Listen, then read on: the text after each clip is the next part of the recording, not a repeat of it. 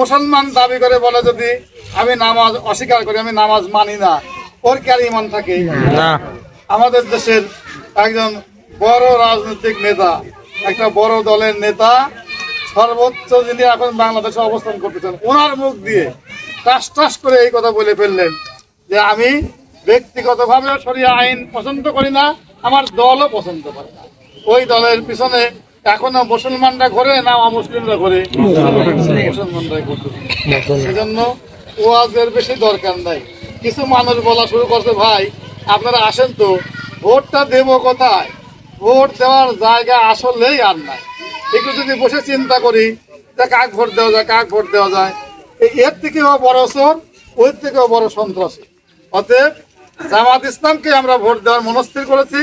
আওয়ামী লীগের নেতৃবৃন্দরা বাড়িতে বসে আছে, আমরা যখন একা একা কথা বলি যে ভাই আপনার দল তো এবার ইয়েতে আসবে না, নির্বাচনে আসতে পারবে না, তাহলে ভোটটা দিবেন কাক? বলে হুজুর আমরা আপনাদের দিক টাকা আছে, আপনারা বললেই আমরা রাজি হয়ে যাবো, কিন্তু আপনারা আসেন না, আমরাও বলতে পারি না।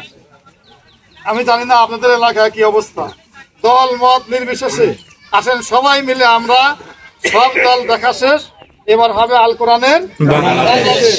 সব দল দেখা শেষ, আল কোরআনের বাংলাদেশ। এইবার সব প্রতীক দেখা শেষ, এবার হবে বাংলাদেশ ইনশাআল্লাহ। এই বীরপুরের দল মত নির্বিশেষে সবাই মিলে আমরা অন্তত পক্ষে আল্লাহ যে হুমকি দিচ্ছেন, ধমক দিচ্ছেন কাফের ফাসেক জালিম বলে, আমরা এই বিপদ থেকে বাঁচার জন্য, আল্লাহর এই অভিশাপ থেকে বাঁচার জন্য দাঁড়িপাল্লা মার্কায় ভোট দিয়ে আল্লাহর জমিনে আল্লাহর আইন চালু করার একটা বার চেষ্টা করে দেখি।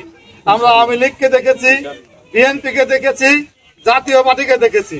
আমাদের আল্লামা দেলোয়ার হোসেন সাইদি সাহেব, মৌলানা আব্দুল সোবহান সাহেব যে কারণে জীবন দিলেন, উনি বলতেই পারলেন না, কি মহাব্বত, কাঁদতেছিলেন, বলতেই পারলেন না। আমাদের মৌলানা আব্দুল সোবহান সাহেবের কথা বলে উনি কিন্তু অ্যাবনর্মাল হয়ে যাচ্ছিলেন, কথাই বলতে পারতেছিলেন না, বাকরুদ্ধ হয়ে যাচ্ছিলেন। কেন? একটু কাছে বসে দেখবেন যে ওনারা কত ভালো মানুষ ছিলেন। এইরকম ভালো উত্তরসূরি, যোগ্য একজন উত্তরসূরি আমাদের প্রিন্সিপাল ইকবাল সাহেব, ওনাকে আমরা নিয়ে আসছি। উনি কোরআন শরীফের হাফেজ, উনি টাইটেল পাস মৌলানা। পাবনা ডিস্ট্রিক্টের 10 জন আলেমকে এক জায়গায় বসা দেন, ওনাকে যদি ঠকাতে পারে, অসম্ভব, সম্ভবই না। আলহামদুলিল্লাহ, আলহামদুলিল্লাহ।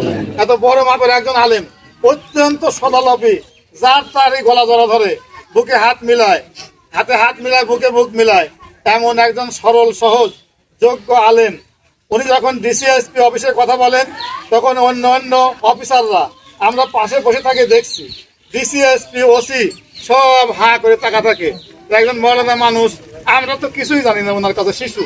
এই জন্য প্রত্যেকটা প্রোগ্রামে ডিসি সাহেব ফোন করে করে ওনাকে ডেকে নেয় যে হুজুর আপনার আসা লাগবে, স্যার আপনি প্রিন্সিপাল সাহেব আপনার আসা লাগবে। উনি ডাকলেই যা হাজির হয়। অহংকার নিরহংকার একজন মানুষ, এইরকম যোগ্য একজন প্রার্থী পাবনায় আর একজনও নাই। আসলে আপনাদের কাছে কি মনে হয়? এরকম জানাজা যারা করে দিবেন আছে, ইমামতিতে যারা করে দিবেন আছে, আপনার জুমার খুতবায় আমরা এখন পর্যন্ত 30-40 বছর ধরে নামাজ পড়াই, আমরা এখন পর্যন্ত খুতবা দেখে দেখে পড়ি।